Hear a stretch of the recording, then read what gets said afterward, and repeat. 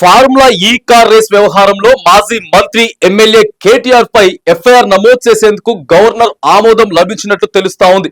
ఇక సంబంధిత దస్త్రం 2 రోజుల క్రితమే రాష్ట్ర ప్రభుత్వానికి చేరినట్టు సమాచారం అందుతా ఉంది. ఈ కార్ రేస్ వ్యవహారంలో కీలక పరిణామం చోటు చేసుకుంది.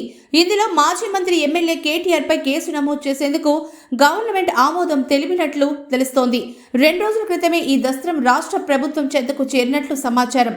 హైదరాబాద్ లో జరిగిన ఈ కార్ రేసుకు సంబంధించి ఉల్లంఘనలు జరిగాయని, నిర్వహణ సంస్థకు విదేశీ కరెన్సీ రూపంలో ఒప్పందానికి ముందే నిధులు చెల్లించారని ఏసీబీకి ఫిర్యాదు అందింది. నిబంధనలకు విరుద్ధంగా జరిగినటువంటి ఈ వ్యవహారంపై విచారణ చేయాలని రాష్ట్ర పురపాలక పట్టణాభివృద్ధి శాఖ సంస్థ అక్టోబర్లో అవినీతి నిరోధక శాఖకు ఫిర్యాదు చేసింది.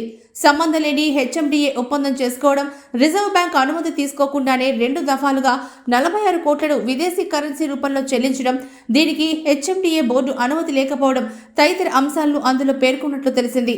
దీంతో అప్పటి పురపాలక శాఖ ప్రత్యేక ప్రధాన కార్యదర్శి అరవింద్ కుమార్, ఇప్పటి చీఫ్ ఇంజనీర్తో పాటు గత ప్రభుత్వంలో పురపాలక పట్టణ అభివృద్ధి శాఖ మంత్రిగా పనిచేసిన కేటీఆర్ పై ఎఫ్ఐఆర్ నమోదు చేయడానికి అనుమతి ఇవ్వాలని ప్రభుత్వానికి ఏసీబీ లేఖ రూపంలో విన్నవించింది. ఈ మేరకు 2 అధికారులకు విచారణ అప్పచెప్పినటువంటి ప్రభుత్వం ప్రజా ప్రతినిధి అయిన కేటీఆర్ పై కేసు నమోదుకు గవర్నర్కు గత నెలలోనే లేఖ రాసింది.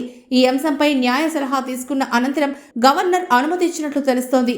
ఫార్ములా ఈ కార్ రేస్ పై ఈ ఏడాది ఆరంభంలోని ప్రస్తుత పురపాలక శాఖ ముఖ్య కార్యదర్శి, అప్పటి పురపాలక శాఖ ప్రత్యేక ప్రధాన కార్యదర్శి అరవింద్ కుమార్ కు నోటీస్ ఇవ్వగా దానికి ఆయన సమాధానం సైతం ఇచ్చారు. అప్పటి నుంచి చర్చనీయాంశంగా మారినటువంటి ఈ వ్యవహారం తాజాగా గవర్నర్ ఆమోదంతో కొత్త మలుపు తిరిగే అవకాశం ఉంది.